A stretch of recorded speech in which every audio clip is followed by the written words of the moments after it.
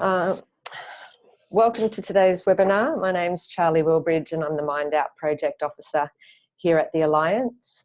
I'd like to start by acknowledging the traditional owners of country throughout Australia, their diversity, histories and knowledge and their continuing connections to land, water and community. And I'd like to also pay my respects to all Aboriginal and Torres Strait Islander people and their cultures, elders of past, present and future generations. And if we have any Aboriginal and Torres Strait Islander folk on the call today, I'd like to acknowledge them as well. So this Mindout webinar series is funded under the Department of Health's National Suicide Prevention Leadership and Support Program. And today we have a case study from the folks at Befriend, which is the last remaining LGBTIQA+ specific service in South Australia. And to do the webinar today, I'd like to introduce Ricky and Matthew to take us through. Thanks very much. Thanks, Charlie. So hello, everyone. As mentioned, my name is Matt. I'm one of the community workers here at Befriend. I use he, him pronouns, and my co-worker, Ricky, who uses they, them pronouns, is the other community worker. We're a tiny little team. So in today's session, we're going to be running through talking about our service and what we do, as well as a bit of a history. Before I get into that, I want to acknowledge from our end that we are based on the traditional lands of the Kaurna people. We pay our respects to elders past, present and emerging, and recognise the continued connection to the land for the Kaurna people. Thank you for Charlie providing the acknowledgement of all Aboriginal people in countries throughout Australia as well.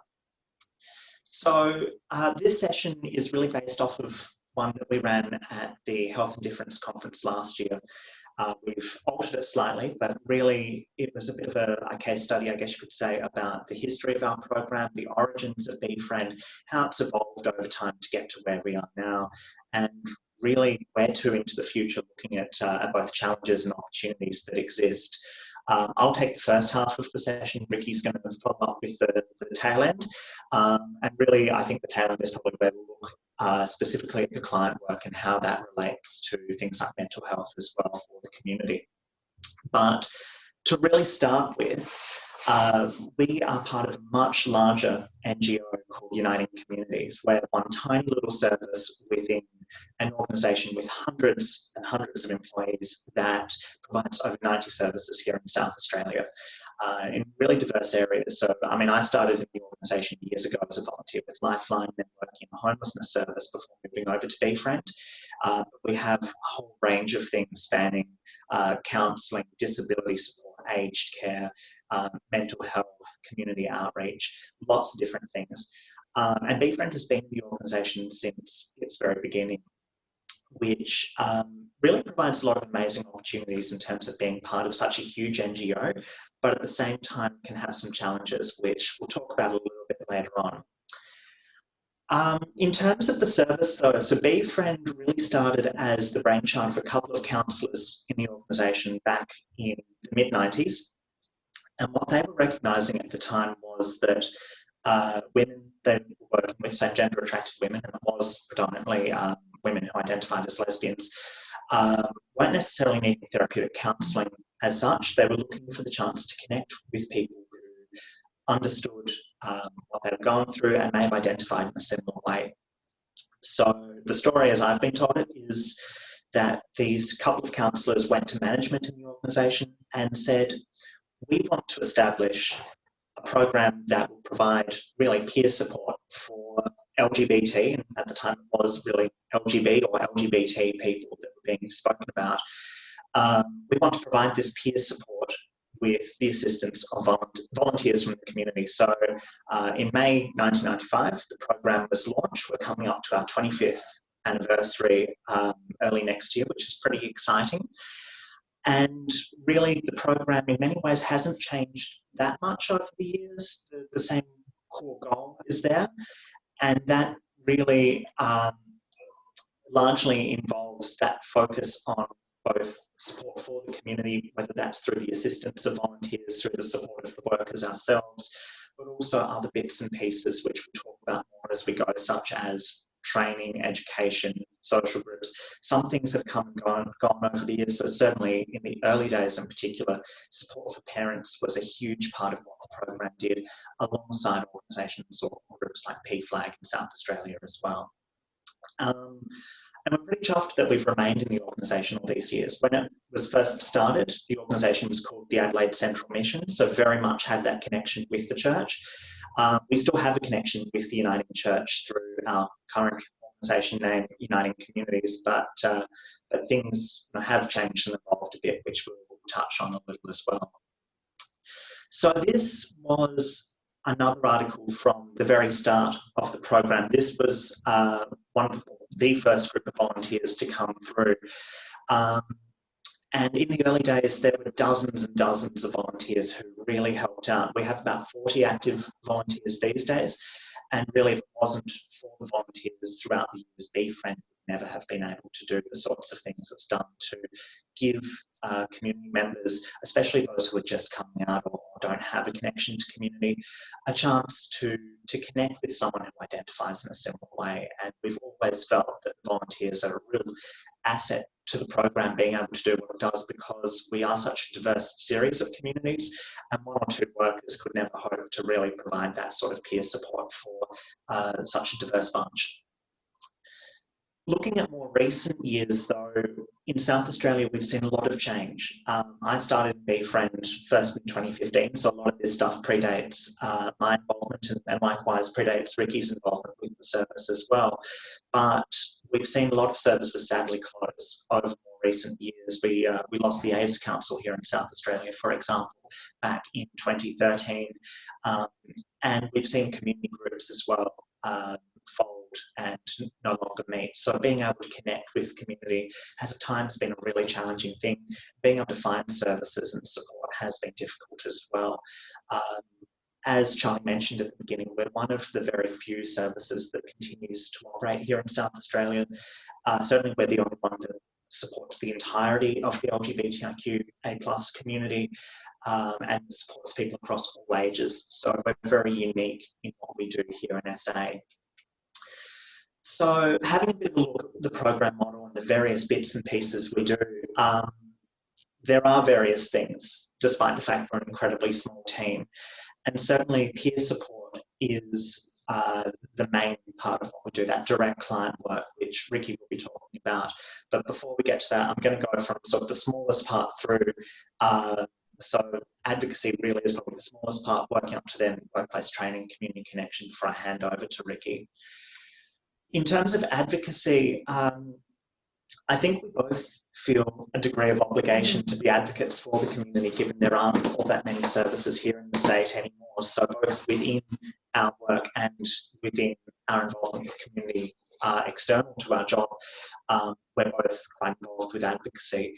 Certainly internally, what we've done is both, I guess, push the organisation to take a stand on issues like marriage equality or at the moment around the religious discrimination bill, and conversations with management and executive continue to occur with that. We're very grateful for the support the organisation provides.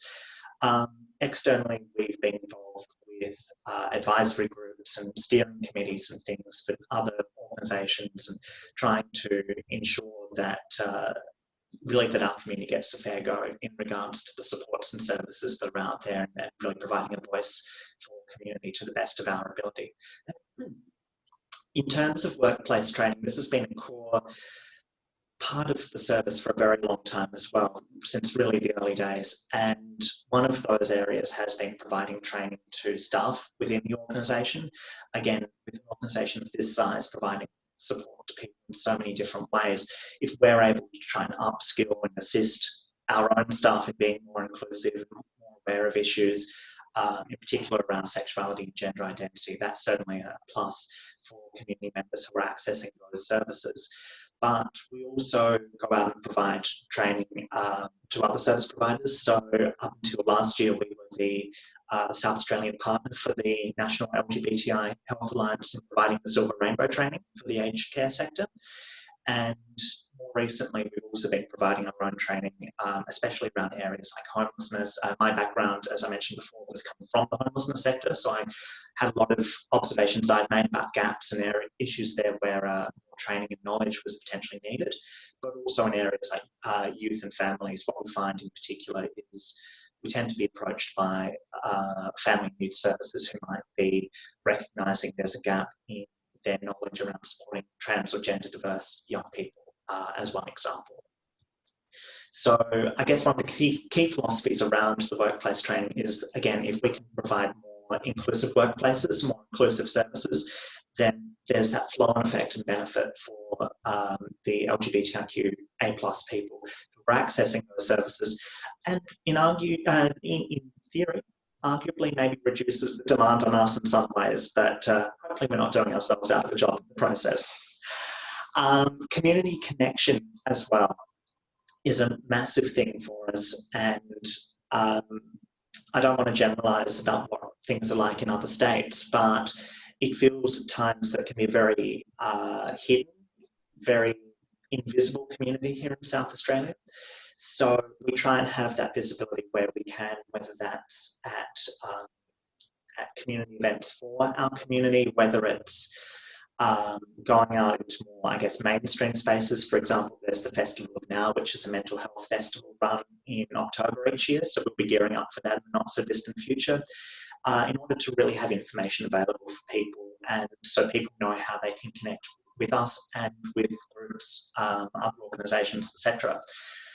Which is probably a bit of a segue into looking at some examples of some of the things we do. So our Feast Festival, our Pride Festival here each year, we try and have an involvement, whether that's through the Pride March, whether that's through having a stall at events that are occurring as part of Feast, whether it's being there as a friendly face that people can have a chat to before a show.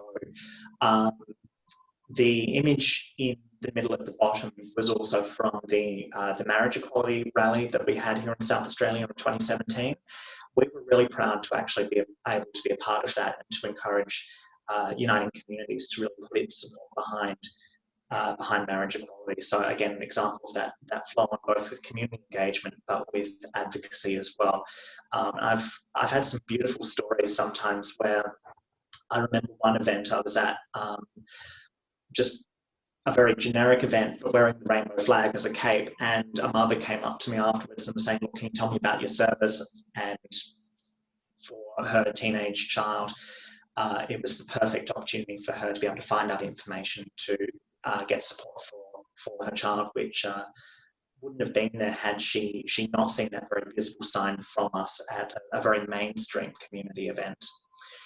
But we know these days that a lot of people connect online and find information online. So a project that we took on board probably about 5 years ago now was setting up the Adelaide LGBT events website, which really serves as an information hub for people to find more about the different community events and social groups that are out there and available for people to be a part of. And to the best of our ability, we try and keep that up to date so people can find out what's going on. As a bit of context as well, we don't have a publication here in South Australia. We used to have the Gay Times back in the day, and then Blaze as a magazine more recently, but without a hard copy publication for people, and with so few services these days and no real drop-in space or central hub, it can be hard for people to find that connection to community and find this information. So we hope, at least in a digital space, that we can provide that opportunity for people to better connect in with community, which I think really ties into a lot of the direct client support we provide in helping people to really connect with community and better understand who they are, which I will use as a segue to hand on over to Ricky. Thank you. Thanks, Matt. So Matt's touched on a few of the broader ways that we interact with both staff, but the community here in Adelaide, but also broader than that as well.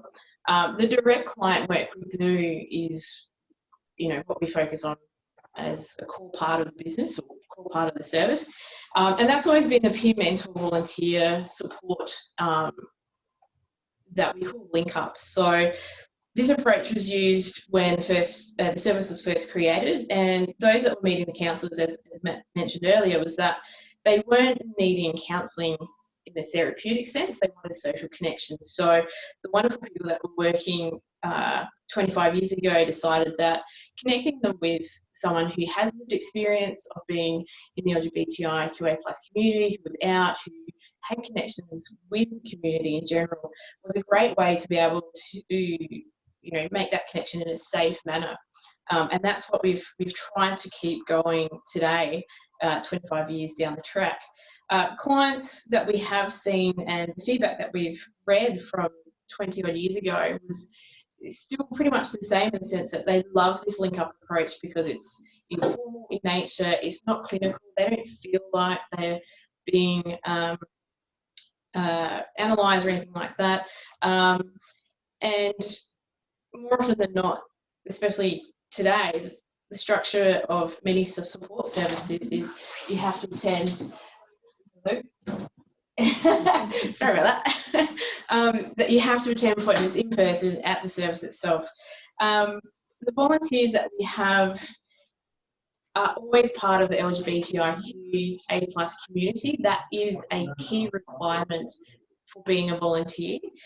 And we strive to have a group of volunteers that are quite varied in their personal characteristics, such as age, experience, if they're faith, people of faith, from regional areas, just so we've got a really good group of volunteers to help us out. And of course, we don't know, when people come to us for support, we don't know what their background is, obviously, until we meet with them and chat with them. So having that really broad base of volunteers is super important and super helpful for us. The only exception to that is if they're a parent or a caregiver of an LGBTIQA+ person. They don't have to be a young person, it can be an adult person as well. But historically, there's been a strong cohort of parent volunteers as well to support other parents, which is absolutely wonderful. In general, I'll run through the process for a link up. It's not really too complex, and it's deliberately so.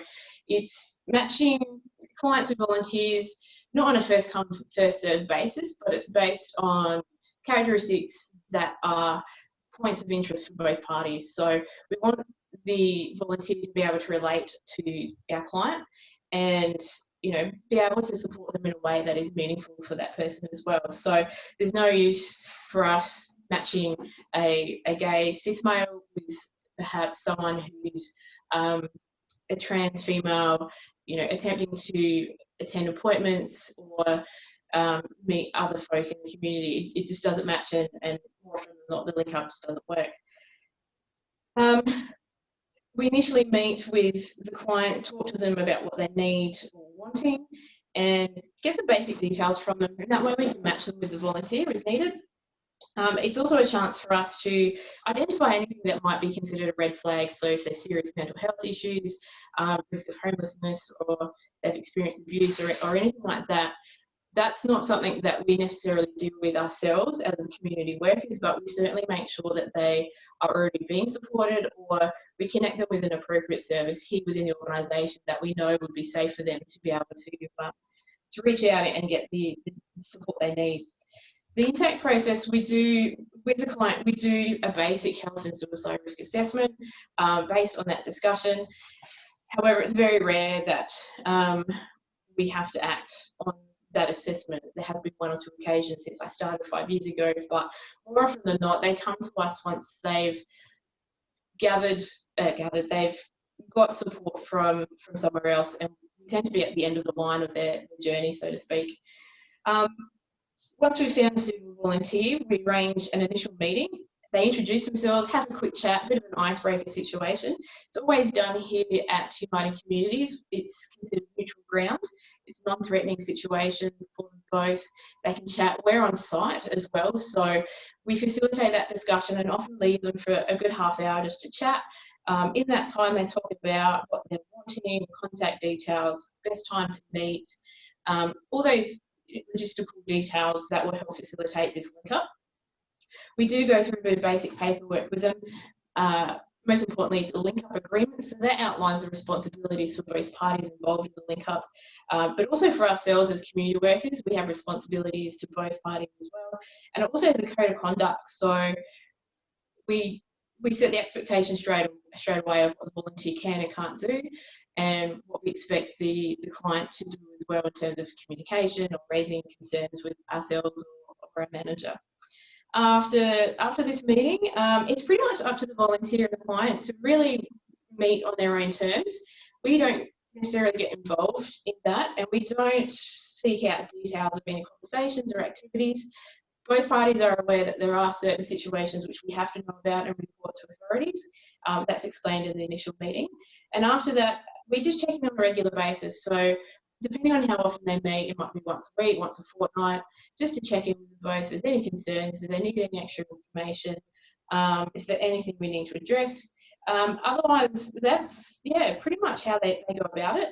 The one key thing that we do tell them is that when they meet, they're not to do it in each other's homes. And this is purely for a safety reason. We want to make sure that it's in a safe environment for both folks. And I do have to add the other bit is that once they have reasonable freedom to meet where they choose, we certainly don't encourage attending saunas together or sex on premise venues and things like that.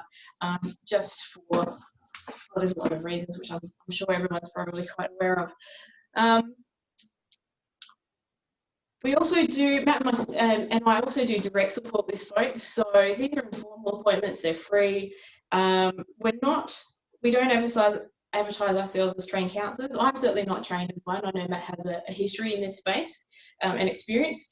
But we offer ourselves as just someone that they can come and chat with. It might be once off, it might be on a regular basis. We both have clients that do both.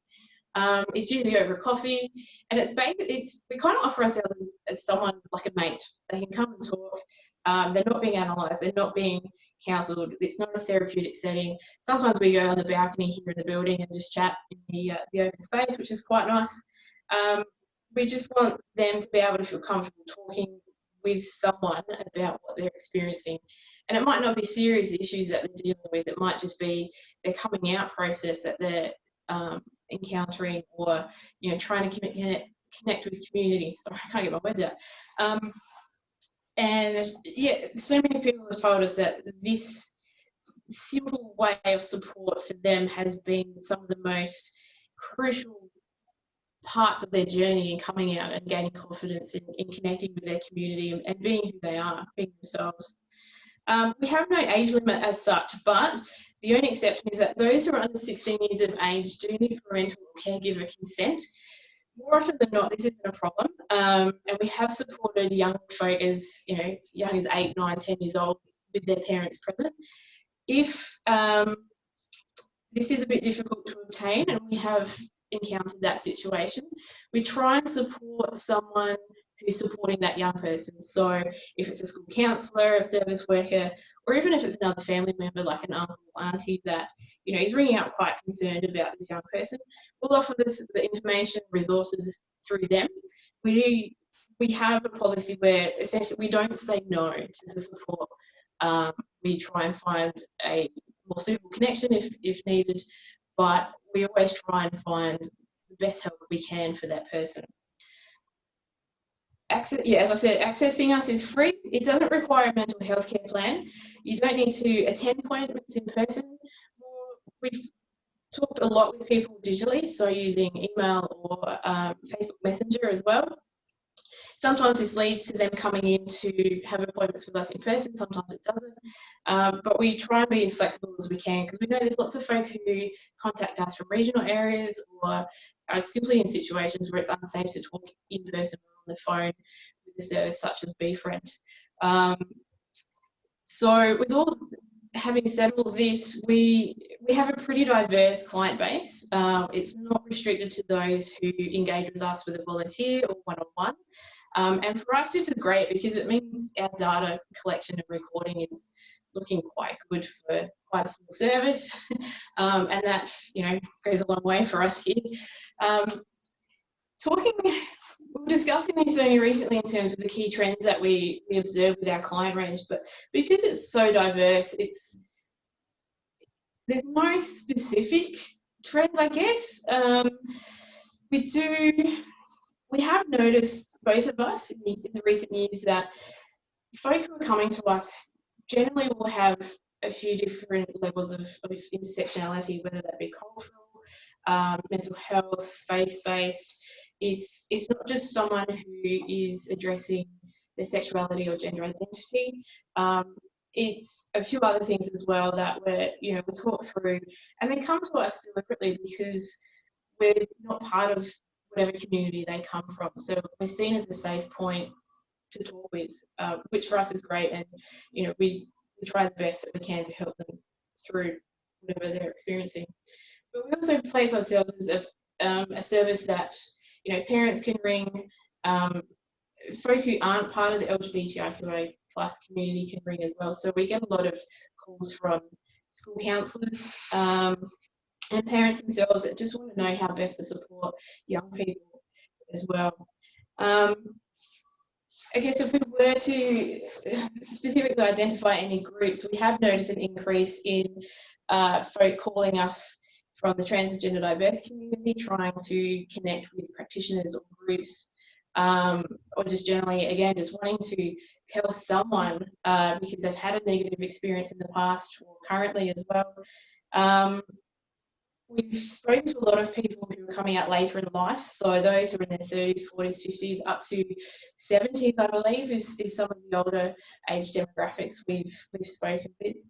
Sometimes we're seen as a youth service, but obviously we're not, and most services at the moment here in Adelaide generally do focus on folk who are under 25 years. That's where the funding is, that's where a lot of support is. So again, that's where we're situated quite well, because we do talk to anyone and everyone about this stuff. We've spoken to a lot of uni students in first or second year who have come from a regional area where they couldn't talk about this stuff, or a faith-based school.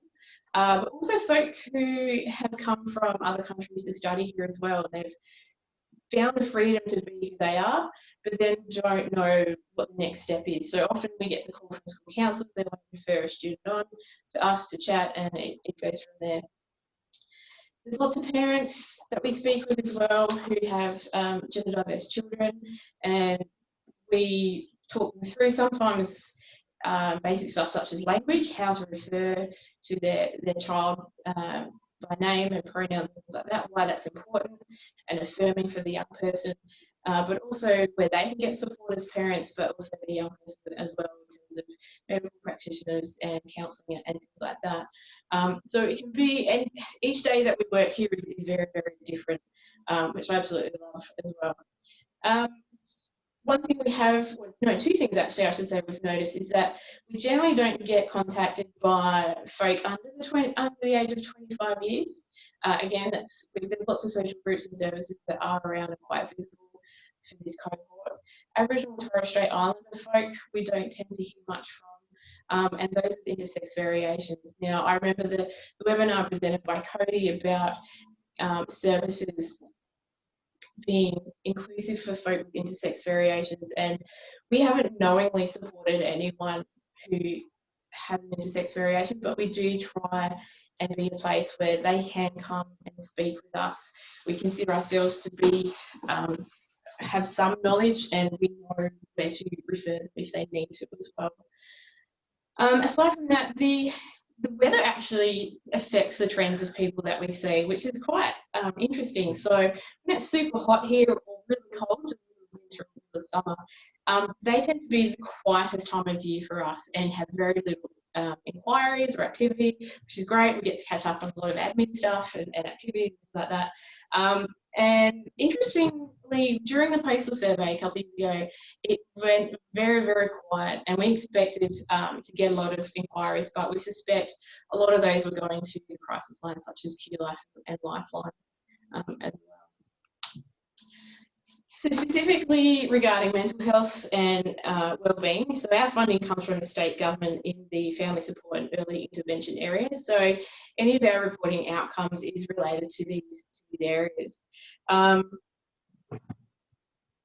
main areas that we do have to discuss at the end of client support, whether it be direct or through a link up, is obviously satisfaction with the service, were they happy with the support given by us or the volunteer, have they got increased social connections?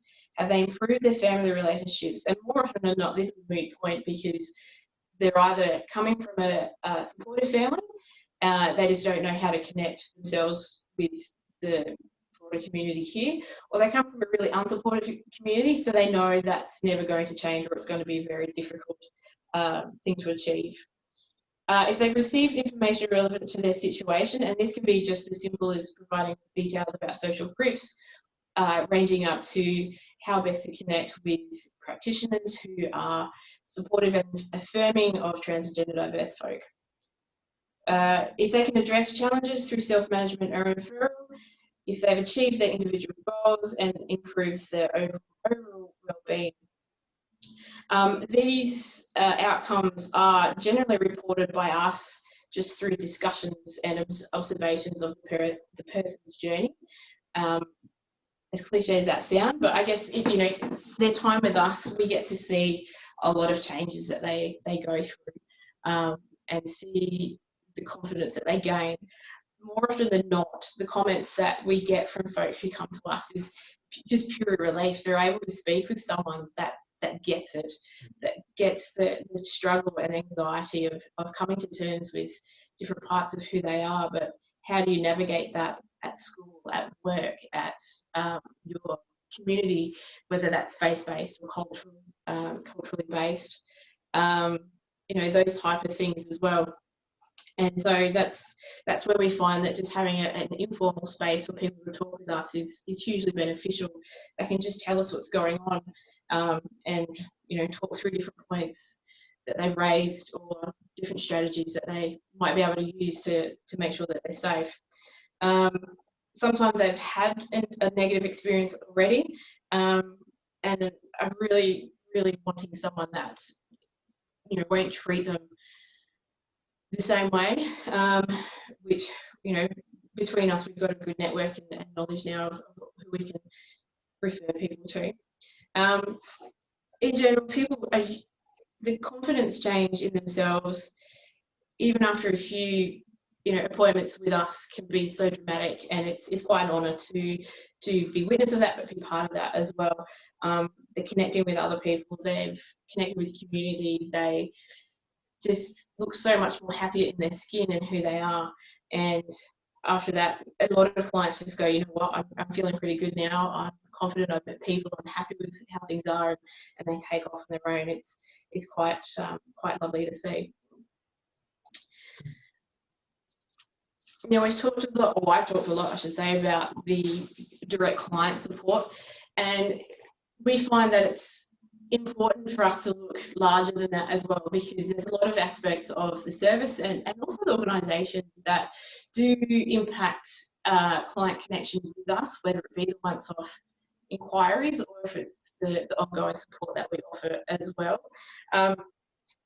This is an element of this part of the webinar, sorry, was part of our presentation for Health and Difference, talking about places in the community and so forth. But we find it's still quite important for us today. It's the 4 bits, and I'll go over it very quickly, is that we talk about our geographical place. So how the service operates and our client outreach. Historically, we did have a statewide approach for the service, but that's being reduced down to just the metropolitan area. So, which is a shame, because we know there's a lot of folk in the regional areas that need support, that they need someone to speak to, which they can still do. We just have to be creative in how we record that in our data. But we do record it. It's important because we need to show the government that, you know, there needs to be an extension of our reach. But it's also the fact that we can go to the metropolitan area using the organisation's car fleet. So we can travel down south, we can travel north, we can travel where we need to. We don't have to stay here in the city, which is super good. The physical place is, we're now in a new building here in the city. We've just recently moved in here. It's an interesting situation. It's very easy to access, but the building and the organisation is still seen as a faith-based organisation and having influence from the Uniting Church, which we know historically there is a link. But having worked here for 5 years, there's a very, very small connection with the Uniting Church. and there's no influence on how the service or how the organisation in general runs as well. The digital place that we talk about is how we're present online, and how we utilise our social media and online presence through the website, the events website, sorry. But also on the United Communities website, it's very easy to find information now, and it works in both our favour and against us. So when people find us, they check us out, as you do. They see that we're part of this organisation, and unfortunately see that there is a connection with the Uniting Church. And for a lot of people, this puts them off, and they just won't even make that initial contact or step inside the door, which is a bit sad. We work hard on trying to rectify that. And finally, the community. So Befriend used to have a very strong reputation in the first decade or so of its operation. Unfortunately, we've lost that strong reputation for various reasons, and we've just been working hard to try and build that up again over the last few years since Matt has come on board. It's also that faith-based perception as well that I just mentioned that we're trying to continually combat, despite having our own logo, which is rainbow, being at events. We're both openly part of the LGBTQ+ community. A lot of elements which we thought would help, but it's not necessarily getting us as far as we want. But the interesting thing is, once people find out about us, what we do, where we're located, and all the things that we do, everyone's super excited that we exist, which is great, and it helps spread the word. So we just want to keep doing that. As we've gone through the last few years, we've certainly encountered lots of challenges and concerns in these 4 areas of place that I've just discussed. And when we look at them, you can sort of group them into some key areas. So the funding, which is one, but we're definitely aware that that's across the board. It's not just us specifically. We are somewhat concerned, I guess, simply because we've had a change of government here in South Australia to a Liberal government, and of course the federal government being Liberal as well. We're not sure what the future holds, but we'll just keep on going regardless of what that might lead to. But in terms of the funding, yes, we can't go to regional areas as much as at all, really. And we are aware that there's a lot of regional callers contacting QLife from South Australia as well. The perception of the organisation does impact how people contact us, if at all. We are seen sometimes as a youth service. We're seen as counsellors, and this is where people don't want the counselling; they just want to be able to talk to someone, and not be analysed and treated therapeutically. And as I mentioned before, the general loss of awareness of the service. There was a period of inactivity. People thought the service was closed down. Excuse me, was closed down, and so we've had to really rebuild that general awareness of what we do. Excuse me, and the referral pathways and things like that as well. We used to struggle in terms of the administrative support for volunteers specifically, even though they're a core part of what the service does. It was up to Matt and I up until the last 12 months that we would be responsible for volunteer recruitment, their training and their engagement in general. So alongside all the other work we're doing, we've also have been working on that volunteer management as well. Thankfully, the organisation now has a specific worker for volunteer coordination, which has been a huge help, and it's started that process of really improving our engagement with our volunteers, so that they can help us and obviously help the broader community.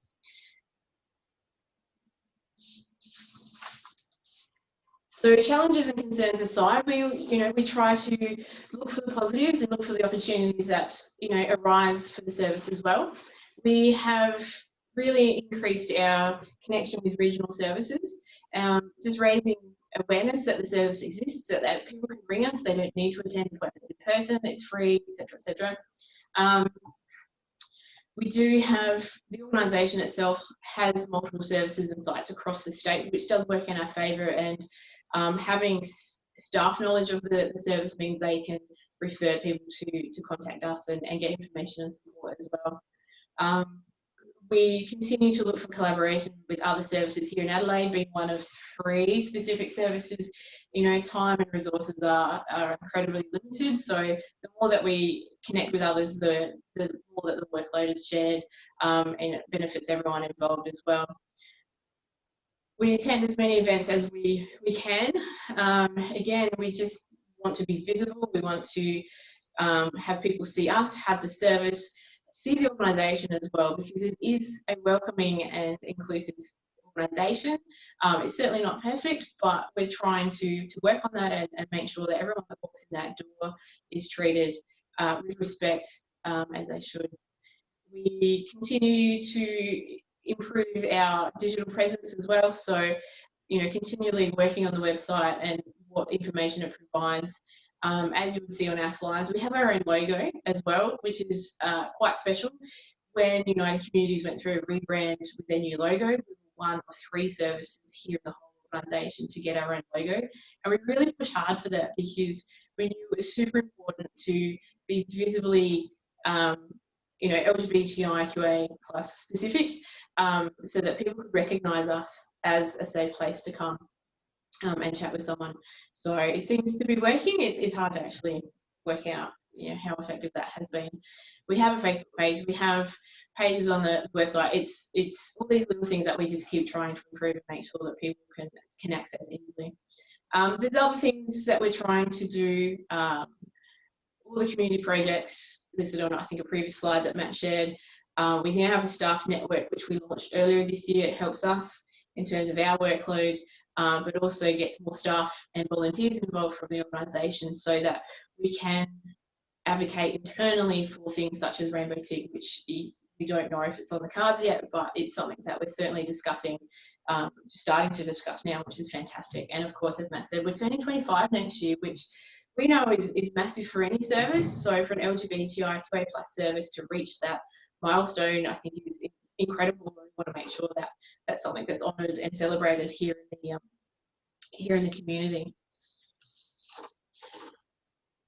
So looking at digital connection specifically, for 2 reasons. One, because it was connected to the health and difference presentation we did, but it is an important part of our work. But it's also an important assumption that many people make in terms of everything's online now, everything's digital, social media, you've got your apps, and it pervades a lot, it pervades many aspects of our lives in general. So people think that because these avenues exist, that it's easier for folk to connect and make friends or find their community, things like that, which isn't actually the case.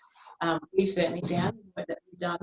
It's more often than not, people don't want to be openly visible online. It's quite a dangerous situation for some, and others just don't have access to that type of technology or are simply not interested as well.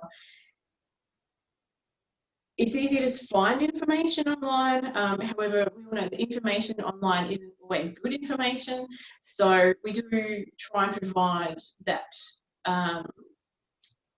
resources for folk to be able to read and look through for ways to support people.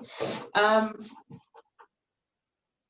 think I mentioned earlier, in terms of our challenges, people do try and look at a service before they approach. I do it myself. I'm sure many people do it. We do have to constantly challenge the idea that we are not part of the Uniting Church, even though we are part of the Uniting Care Visit family. We don't offer conversion therapy, nor do we pray the gay way. And I have been asked those questions multiple times. I don't know if you've encountered that, Matt, but it's one of those things that, yes, I'm giggling, but I know it's a very serious issue. I do come from a faith background myself where this issue has been raised, and it's a genuine fear which we do have to talk through with people on both sides of the fence, that this isn't that type of service, and neither of us believe that this is a viable way of support. It's a very, very interesting situation that pops up. We find that the digital aspect is quite beneficial in some ways in terms of people accessing us, that they can email us, they can message us with a lot of ease. They don't have to attend appointments, which for some folk is quite confronting and challenging for different reasons. That they can just chat to us throughout the day as needed. So looking forward to the future, we're always trying to think of different ways to improve the service, to expand the service. A lot of things we are doing, I think, connecting with regional areas. Matt's established a regional network for youth professionals, correct? Yeah. In this space, trying to connect the different services, but also connect them with us and other suitable services for the LGBTQIA+ community.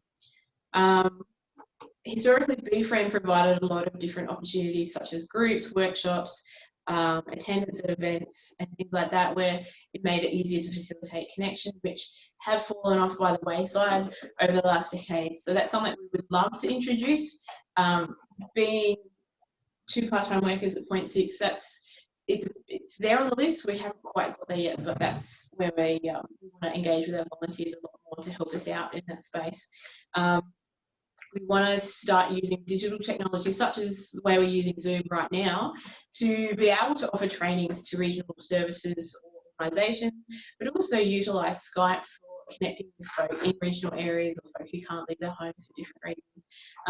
But also mirror that in having digital link-ups rather than in-person link-ups, try and do it so that people can chat on the phone or in person like this, so you can at least see someone on the other side as well. Are we still relevant in a digital society? Well, we certainly hope so. And it's not because we want the community to continue facing struggles or serious difficulties. That's not the case at all. But we certainly acknowledge that there's still a need for a service like Befriend. And our increasing number of inquiries and clients and link-ups that we've encountered year by year is certainly supporting that as well. I think that at this point, if we keep true to what the core focus of our service is, which is the peer support model, we will still, still be relevant. We don't need to reinvent ourselves at this point. I think the way that we operate is quite unique and quite successful in achieving some really great outcomes for folk. The idea that we're free, there's no age limit, we don't need any formal referral pathways is huge pluses for us. It's just the uncertainty is still there, I guess, and that increase in conservative attitudes at the moment is quite worrying. But it also shows that there's definitely still a need for a safe space for people to go. I don't think that's a no-brainer, for anyone. So what lessons have we learned as workers? I think we both, when we started here, we've had these discussions quite a few times. We certainly entered the roles with certain assumptions, and they very quickly went out the window once we settled into the role. We don't necessarily have tips for other services, I guess. I don't know. I see LGBTQIA+ service as having a very specific way of operating and the way it delivers itself, but also the community it supports. For us, when we were creating this webinar, we were trying to look at the reflections of working in this space, specifically here in SA. We're not specifically mental health or a counselling focused service, nor do we have a certain age group that we support either. We're a bit of a catch-all service, so like I said, anyone can contact us and talk about anything pertaining to the LGBTQIA+ community. For me, I love that aspect of the work we do, and I think you do too, Matt, as well. And yeah, I think that's one of the core things that's so important about the work that we do. The one thing that has stuck with me with all the work that we've been doing is that you cannot rely on the digital environment for others, for people to make connections. And in a way, it sort of comes from a place of privilege, I guess, because it assumes that someone has the means to make the connections, but also the safety to do so, which I think most of us would say that that's definitely not the case for many people. It's certainly a challenge for how we operate. A lot of groups are online, they interact online, a lot of information is online. And it's always remembering that you can't always you can't always rely on that to be able to provide information and support for someone. Which sort of, I know it sort of contradicts what I've just talked about in terms of our connection regionally with communities and that. So it's a bit of a balance, trying to find a balance for us.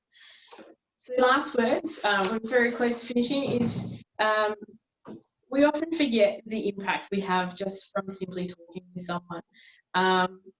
And it's always a great reminder when we have that situation where someone just says to us, thank you so much, just being able to talk to you in person, whether it be on the phone or by email, that the impact we had on them, being a safe person, not judgmental, where, we talk about so many different things that has made the biggest difference to someone and their, their well-being, their mental health and things like that. I know for me, I get bogged down in the details quite often about, I want to be doing more, I want to be doing this, we don't have enough funding and things like that. But, having that space to talk with someone, and I remember this when I was coming out myself, having that one person that says, you know what, you're pretty cool, you're pretty rad, I'm going to help you out as best as I can. That made the biggest difference for me as a young person, and that's important to remember now. We always make sure that the space that we create, whether it be on the phone or in person, is a safe space. We have dealt with parents who aren't necessarily knowledgeable in terminology or how to support their young person, and we just make sure we gently talk them through what might be a better way to support their child, their young person, if it's terminology, attitudes, things like that. They can be some very interesting conversations. But all those conversations have ended up with the parent thanking us and just saying, you know what, it's been good to be able to talk to someone who hasn't told us off, basically. So that's always a nice thing as well. So that pretty much wraps up for this webinar today. We hope it's been a good insight, and hopefully there's been some good information shared with everyone. And I just want to say, if there's any Bill and Ted fans listening today, just to be excellent to each other. Thanks. Thank you, Ricky. Thank you everyone for participating in today's webinar. I encourage you to ask questions down in the chat box if you have any. But one thing, Ricky and Matthew, that came up that's interesting is it's such a connection to community, your service, and you saw a decrease throughout the postal survey. And I know that QLife, as you mentioned, saw a spike. So that anonymity of ringing and talking about what's going on for you. So that was an interesting reflection. Yeah, it certainly surprised us at the time. We expected our numbers to go up as well, but it was the complete opposite. Yeah. So thank you again, Matthew and Ricky. I think that's a great example of how peer worker and peer support is such a valuable resource in the mental health space. So thank you so much both for your time, and thank you everyone for attending, and have a good afternoon. Thank you. Thanks everyone. Excellent.